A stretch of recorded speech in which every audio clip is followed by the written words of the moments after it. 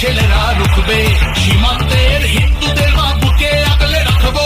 15 বছর কেঁদেছি অনেক, এবার ওরা আসবো। ভোটের দিনে